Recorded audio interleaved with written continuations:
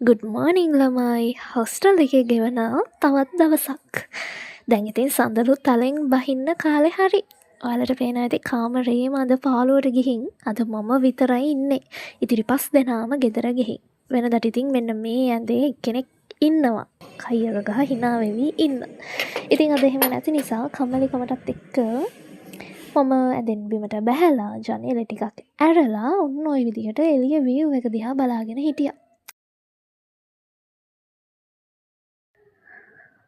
අද නම් වෙනදට වඩා ලස්සන දවසක් වගෙයි. ඔය කළපාට ගස් ටික දිහා බලන් ඉඳලාම මගේ හිතට මාර සැනසීමක් දැනෙනවා. කොහොම හරි ඊළඟට මූණ හොදගෙන දැන් එළඹිලා තියෙන්නේ වරලසු පීරා ගැනීමේ රාජකාරියයි. ඕකට නම් ඉතින් 60 වරුවක් විතර යනවා. අපි එහෙනම් ඔහොම කොණ්ඩෙත් පීරගෙන අද උදේ කෑම වේලට ලෑස්ති වෙමු. ඉතින් මම නම් බත් කන්නේ නැහැ උදේට. මට උදේට බත් කනවා කියන්නේ ඉතින් වහ කනවා වගේ තමයි. ඒ නිසා ඔන්න දැන් යන්නේ කැන්ටින් එකට කිරි පැකට් එකක් ගන්න. ඉතින් ඔන්න කැන්ටින් එකටත් ආවා. මේ තියෙන ඉතින් අද උදේ ආහාර වේල. සමපෝෂයි ගුණ දෙනා කියලා ඔන්න සමපෝෂෙක්කුත් හදාගෙන කිරි පැකට් එකකුත් බීලා මෙන්න මේ ගස් කොළන් ටික දිහා බලාගෙන ඉඳලා දැන් යන්නේ මගේ පාඩම් වැඩ ටික කරන්න. මොකද එක්සෑම් එක තියෙනවා තව දවස් 2කට පස්සේ. ඇත්තම කිව්වොත් ළමයි ස්ටඩි ප්ලෑන් එක හදනකොට තමයි මතක් වුණේ මට එක්සෑම් එකට තව තියෙන්නේ දවස් 2යි නේද කියලා. ඒක මතක් වෙලා තමයි ඔය ජීවියා ඔය විදියට කල්පනා කර ඉන්නේ. මම මගේ ජීවිතේ ලබන ලොකු ජයග්‍රහණයක් සහ ලොකු පරාජයක් තියෙනවා. ලොකුම පරාජය තමයි මාසයක් විතර තිබ්බා මට එක්සෑම් එකට පාඩම් කරන්න. හැබැයි මේ මාසෙන් දවස් ගාණක්ම පිස්සු නටනට ඉඳලා අන්තිම වෙලාවෙද්දි තමයි එක්සෑම් එකට පාඩම් කරන්නේ. ඒක තමයි මගේ ලොකුම මෝඩකම. හැබැයි ලොකුම ජයග්‍රහණය තමයි අන්තිම දවස් ටිකේ කොහොම හරි පාඩම් කරලා මම පේපරෙත් කොහොම හරි කොට දා ගන්නවා.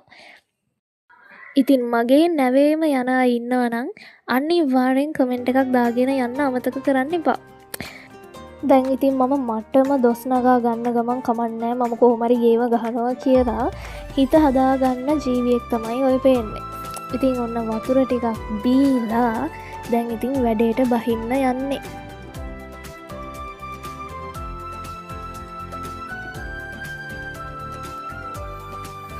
මට ඉතින් ළමයි සද්දෙට කියව පාඩම් කරලා තමයි හුරු. ඒ නිසා තමයි මම එළියට පාඩම් කරන්න යන්නේ නැත්තේ.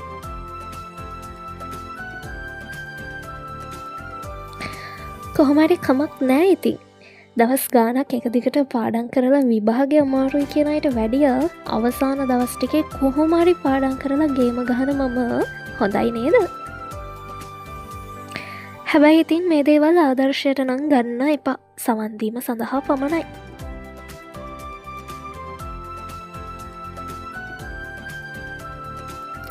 විභාගෙට ඉතින් මොකද වුණේ කියලා මම මේ වීඩියෝ එකේ අන්තිමටම කියන්නම්. තව දවස් 2ක් තියෙනවනේ. කොහොම හරි ඉතින් මම පාඩම් කරලා මහන්සි කියලා හිතුන නිසා පොඩි බ්‍රේක් එකක් ගත්තා. ඒ බ්‍රේක් එකේදී මම ෆ්ලූට් එක ප්ලේ කරා. ඉතින් ෆ්ලූට් එක ප්ලේ කරනවා කියලා කියන්නේ අනේ මන් දන්නේ ළමයි මගේ වේදනාවද මගේ මහන්සියද හැමදේම අමතක වෙනවා. එහෙනම් ඔයාලා අහලා බලලා ලස්සනයිද කියලා කියන්නකෝ.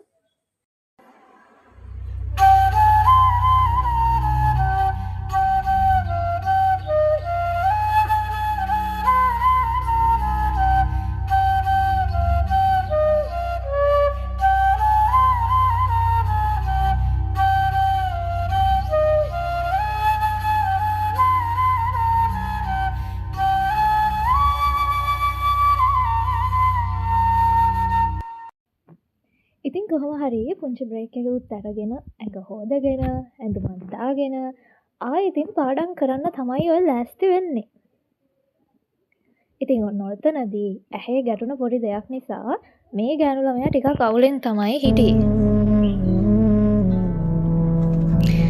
තමන්ගේ ජීවිතේට ප්‍රශ්නයක් එනවට වැඩිය තව කෙනෙක්ගේ ජීවිතයකට ප්‍රශ්නයක් එනවා කියන්නේ ඒක මට ලොකු ප්‍රශ්නයක්. ඉතින් හම්බෙන් දැකපු පොඩි බලු වැටියෙක් අඬනවා දැකලා තමයි ඉතින් මෙයා දැන් මෙතනදී අඬ පාඩම් කරන්නේ.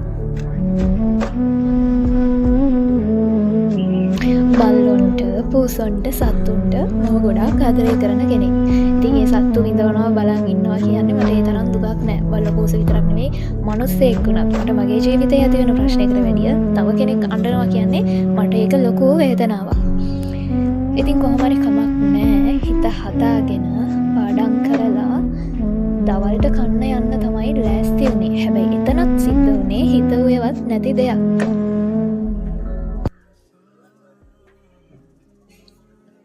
කැන්ටින් එකට ගියාට පස්සේ ඉතින් දවල් කෑමත් ඉවර වෙලා මොකද මං ගොඩාක් පහුවෙලා තමයි ගියේ. ඒ නිසා හිත හදාගෙන ඔන්න අයිස්ක්‍රීම් එකක් ගත්තා කන්න. අයිස්ක්‍රීම් එකත් අරගෙන පොඩ්ඩක් ගන්න එකට වෙලා හිටියා. මගේ හිත ටිකක් හැදෙනකම්. ඉතින් අයිස්ක්‍රීම් එකක් ගන්නත් හේතුව තමයි මම කන්නෙත් ඔය අයිස්ක්‍රීම් එක විතරයි. හොඳ වෙලාවට ඒක කැන්ටින් එකේ තිබ්බා. ඉතින් කොහොම හරි හොස්ටල් එකට ඇවිල්ලා දැන් දවල්ට මොනවා හරි කන්නත් ඕන නිසා මම යෝගට් දෙකක් ගත්තා. ඉතින් යෝගට් එක්ක ඕට්ස් තමයි දැන් දවල්ට කන්න වෙන්නේ. කොහොම හරි ඉතින් ඔන්න එකත් හදාගෙන කාලා ආයෙත් පාඩම් කරන්න තමයි හිතුවේ. වෙනද බත් කාලා පුරුද්දට වතුර බොනවා වගේ ඔන්න යෝගට් කාලා වතුර බොන්න තමයි මේ මෝඩයා හැදුවේ. ඉතින් බ්ලොග් එකක් කරනවා කියලා මතක් වුණෙත් පස්සේ ආයෙ කමක් නැහැ කියලා ඉතින් වතුර ටිකක් බිව්වා. මේවා ඉතින් කාට කියන්නද ළමයි. ඉතින් කොහොම හරි ඔන්න ඔය යන හෙලිකොප්ටර් දිහා බලාගෙන ඉඳලා ආයෙත් පාඩම් කරන්න තමයි පටන් ගත්තේ.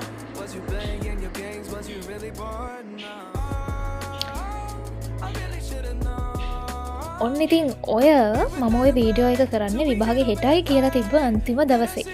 ඒ වෙලාවේ ටික හවස් වෙලා තමයි මට ආයේ වීඩියෝ එකක් කරන්න ටයිම් එකක් හම්බුනේ. කොහොම හරි මේ වෙද්දි නම් ගොඩාක් පාඩම් කරලා ඉවර කරගන්න මට පුළුවන් වුණා. උපන් හපන් හැකියාව තමයි. ඉතින් කොහොම හරි ඔන්න ඔය බිස්කට් එකකුත් කාලා පොඩි බ්‍රේක් එකක් ගත්තා. ඔය බිස්කට් එක නම් මම සාමාන්‍යයෙන් කන බිස්කට් එකක් නෙවෙයි. මොකද මම ඔය වගේ බිස්කට් කන්නේ නැහැ. හැබැයි මගේ යාළුවා ගෙනත් දීපු නිසාම තමයි ඉතින් මම බෑනෝ කියා කෑවේ. ඉතින් මේ වෙද්දී මේ වොයිස් එක කරද්දි මගේ එක්සෑම් එක ලියලා ඉවරයි. ඉතින් ඔයාලා හිතන්නේ එක්සෑම් එක කොහොම වෙන්නේ නැද්ද කියලාද?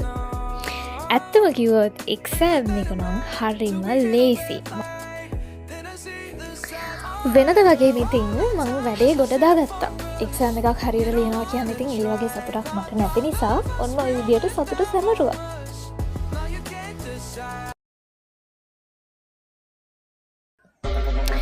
ඉතින් එක්සෑම් එක ලියලා ඇවිල්ලා තිබ්බ සතුට බලන්නකෝ.